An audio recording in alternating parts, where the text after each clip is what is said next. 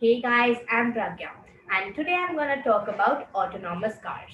Autonomous cars, also known as self-driving cars, are a type of vehicle which are capable of sensing their environment and then react upon it. They also move safely with very little or no human input. So moving on to our next slide, which says why are autonomous cars needed and how are they helpful? So autonomous cars can be helpful by reducing the number of accidents that happen every day, and 94% of them happen due to human error. It can also avoid the costs as medical bills and vehicle repair. It will also save your time. Thirdly, it also reduces the gas emissions of carbon dioxide in the air as it runs with software. People with disabilities, like the people who are blind or the people who are handicapped, can also move in autonomous cars and go where they want to. In a fully automated vehicle, people who are sitting and the driver can do many productive activities and entertaining activities, such as responding to an email, watching a movie, or doing some work. So going to our next slide, which talks about sensors. So in an autonomous car or some other vehicle, there are three types of sensors present, which are the LiDAR sensors, the cameras, and the radar sensors. So talking about the LiDAR sensors firstly, so they are very important to sense the things that are nearby the car. LiDAR does uses the light waves and they reflected that are reflected by the objects in the surroundings, and the lidar sensor detects it and then senses and measures how far is the object from the car. Now moving on to the cameras. Cameras uses artificial intelligence to understand the road signs.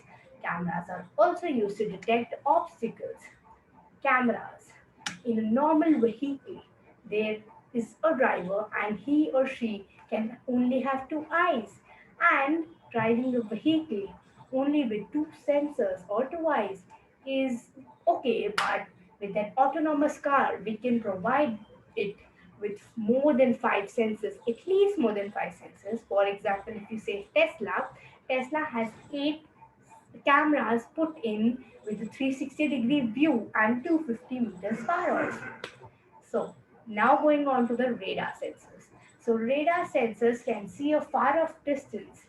In these situations, they see a far off distance with the radio waves, like the LiDAR sensors with the light rays and the radar sensors with the radio waves. They sense things far off and give a warning to maintain some distance, or some obstacle coming to maintain a distance with the obstacle or some vehicle in front of.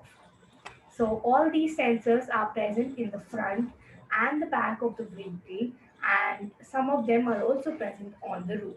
Without these sensors, it is like a, a virtually blind car. So going to our next slide, which says how are autonomous cars built? Mainly, how do they work and how are they built? Because they are built on the basis of how do they work.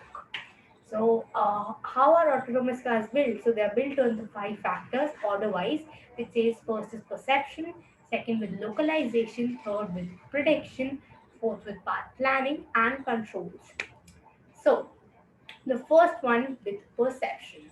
So, in this factor, a car sees using all the three sensors, the camera, the LiDAR sensors, and the radar sensors to see and sense the things. Second, with localization. The car figures out where it is in the world and where it is its location in this world.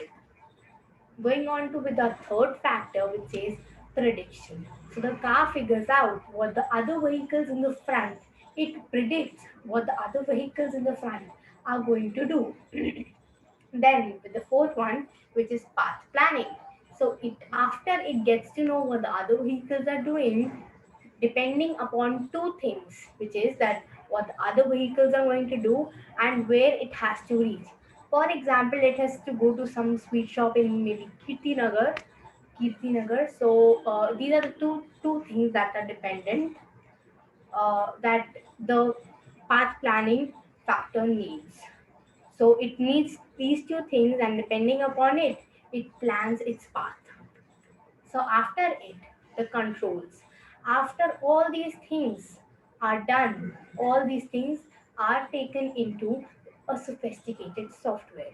In this sophisticated software, it takes in these things and then processes and then gives the right instructions to the car's actuators. The car's actuators then processes and controls the steering wheel, the accelerators, and the brakes to move the car properly and correctly. So moving on to our next slide, which talks about the levels of autonomous cars. So there are 6 levels of autonomous cars, starting with level 0 to level 5.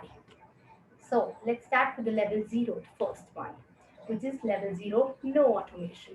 In these cars, the driver is fully responsible for all the functions required to operate the car. However, there are some automated systems present in this car to help the driver, including the emergency braking system and standard cruise control. So, these are the types of cars that are generally found on the road these days. So going on to level 1, which says driver assistance. So in this, there are some more features added of automated driving assisted systems such as adaptive cruise control and lane control assist, etc.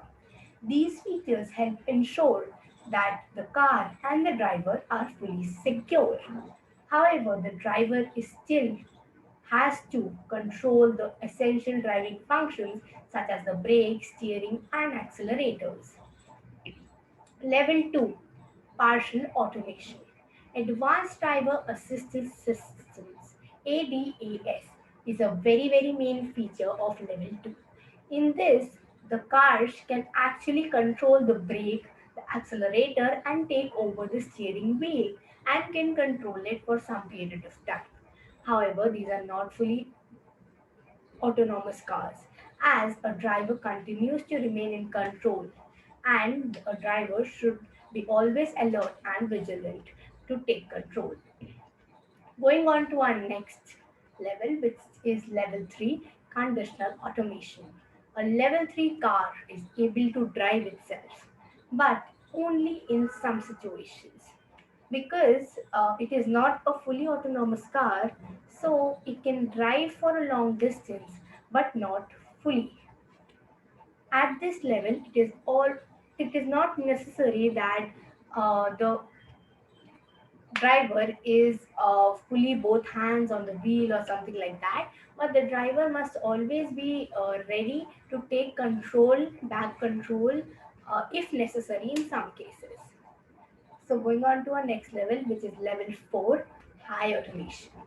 In this level, cars can fully operate, but this is not as same as fully autonomous cars, because they can although undergo all the complex circumstances without any problem, and but the problem is that the level 4 cars are often restricted in some areas, and they're restricted not to go beyond some speed, which is like not fully autonomous car.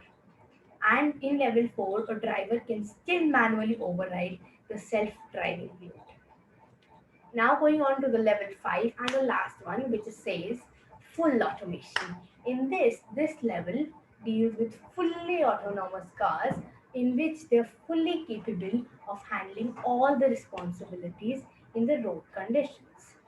All at this level, there is no need for a driver at all, and if there is one, he or she can do whatever he wants.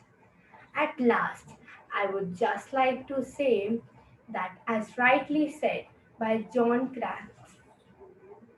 Kraftsik, the vehicles will be fully self-driving, so you have your own personal space wherever you can sit back and relax.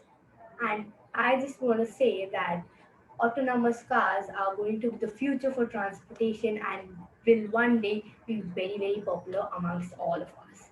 Thank you. Have a nice day, guys.